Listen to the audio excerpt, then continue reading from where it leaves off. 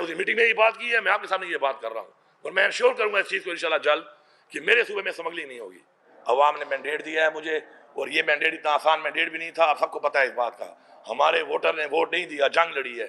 जो हालात से हमारा वोटर गुजरा है, जिस हालात से मेरे MP गुजरे हैं, मेरे टिकट होल्डर गुजरे हैं, मेरे ऑफिस बेरर गुजरे हैं, मेरी पार्टी गुजरी है, ये जंग थी। और उन्होंने अपने वोट की हिफाजत भी की है, वोट के लिए जंग भी लड़ी है और मैंडेट दिया है। तो खान साहब ने कहा कि बिल्कुल अपना हक मांगो, और उनको इंशाल्लाह यकीन है कि जिस बंदे को जिम्मेवारी उन्होंने दी है इंशाल्लाह वो हक लेना जानता है, इंशाल्लाह हक लूँगा। और जहाँ तक शहबाज शरीफ से मेरी मुलाकात की बात है, शहबाज शरीफ फॉर्म 47 का प्राइम मिनिस्टर है। मैं कल भी ये कहता था, मैं आज भी ये कहता हूँ, और मैं कल दोबारा फिर भी ये कहूँगा। लेकिन इस वक्त जो भी है, जो मेरे प्राइम मिनिस्टर की कुर्सी है उस पर वो बैठा हुआ है। जो मेरे मसाइल हैं सूबे के, वो उसी काबीना से आने हैं, उसी फेडरल गवर्नमेंट से आने हैं। तो मैं उसे इंटरेक्शन भी करूँगा, मैं उसे मिलूंगा भी सही, अपना हक भी मांगूंगा, और अगर नहीं देगा तो तरीका भी अपना इख्तियार करूँगा उसके लिए। अपने सूबे के लोगों के साथ मिलकर करूँगा, अपने पार्लियामान के थ्रू करूँगा, हर किसी अपनी पार्टी के थ्रू करूँगा, हर तरह से करूँगा।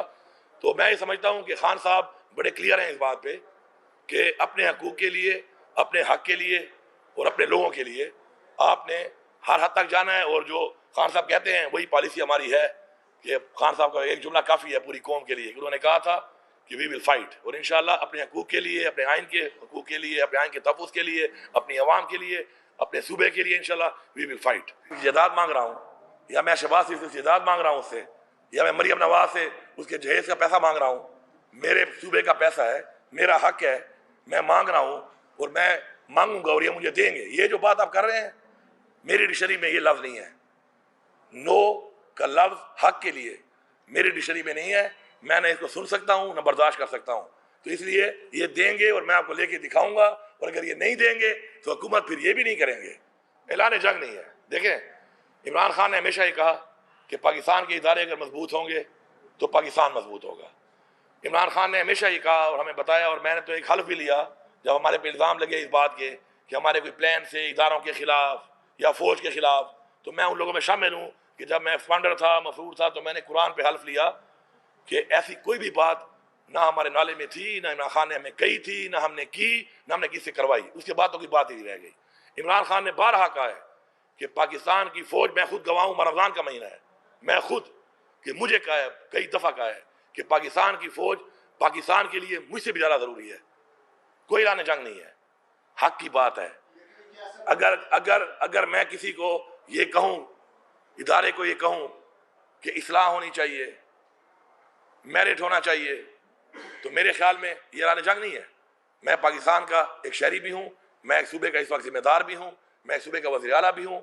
अगर मैं एक सच्ची बात पहुँचाता हूँ इदारों तक तो मैं पहुँचाऊँगा। उसको ऐलान जंग ना समझा जाए, उसको आपस में बैठ के इस्लाह करके मसाइल का हल समझा जाए, क्योंकि मसाइल का हल नहीं निकलेगा पाकिस्तान ठीक नहीं होगा। सबने की है, इलेक्शन कमीशन उसमें मेन किरदार है। इलेक्शन कमीशन को बिठाओ, सॉफ्टवेयर अपडेट का फार्मूला तो इस मुल्क में आ चुका है, कोई सॉफ्टवेयर अपडेट करे, पूछे उससे किसने कराई थी, उससे वो भी नाम ले लेगा। जाहिद साहबान ने कहा है कि मैं प्रेशर दिया गया है, उनको बुलाओ, बिठाओ, पूछो तुम्हें किसे प्रेशर दिया था, ले नाम। मैं तो यही कह रहा हूँ कि ले नाम, बुलाए ना, क्यों नहीं बुला रहे, क्यों नहीं पूछ रहे? ये जो मुल्क आइन बार बार जो लोग तोड़ रहे हैं उनको बुलाएं, बिठाएं, नाम उनसे पूछे कि भाई तुमने किसे कहने पे आइन तोड़ा है, और तुमने किसी कहने पे नहीं तोड़ा तो आर्टिकल 6 के लिए तुम मुर्तकब हो रहे हो। तुम्हें क्या ये समझ नहीं आ रही है कि इस मुल्क में आइन को तोड़ने पे आर्टिकल 6 है, आर्टिकल 6 का मतलब है सजाए मौत, परवाह ही नहीं है आपको। तो इंशाल्लाह ये सिस्टम में हर चीज़ एक्सपोज होगी, लेकिन जब हम आवाज़ उठाएंगे मिलके तभी एक्सपोज होगी। हम एक्सपोज करना चाहते हैं इस चीज़ को, और हम कहते हैं कि जो भी कसूरवार हैं सजा दी जाए उनको। इसके अलावा एक और करारदाद जो हमने मंजूर की वो है 8 फरवरी। बदतरीन धांधली हुई है तारीख की, बदतरीन धांधली। जितने इदारे हमारे पाकिस्तान के इलेक्शंस को आज से नहीं बहुत पहले से बैन-अल-अक़वामी इदारे जो मॉनिटर कर रहे हैं, सब ने कहा है कि बेज़ब्तियाँ हुई हैं।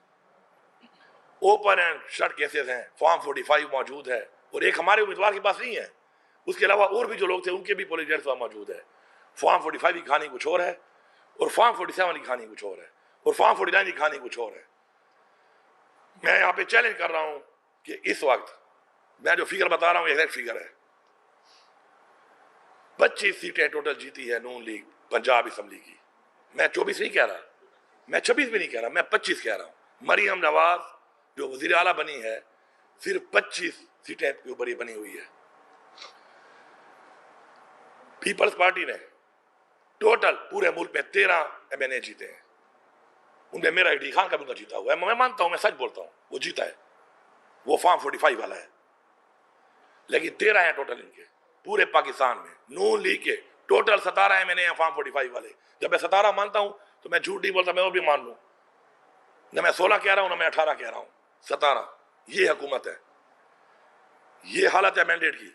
अवाम ने वोट इमरान खान को दिया, और इतने इतने वोटों वाले, अगर किसी को इस बात पे शक है तो बुलाएं आरओज को, हमारे फॉर्म 45 केसेस लगे हुए हैं ट्रिब्यूनल में, बिठाएं सामने, चेक करें, हल्फ रखें, इन आरओज को भी बिठाएं, फॉर्म 45 को टैली करें। अगर ये गलत साबित हो जाए, मैं सजा भुगतने को तैयार हूं, और जो फिगर बता रहा हूं एग्जैक्ट फिगर बता रहा हूं, एक भी इधर उधर नहीं होगा।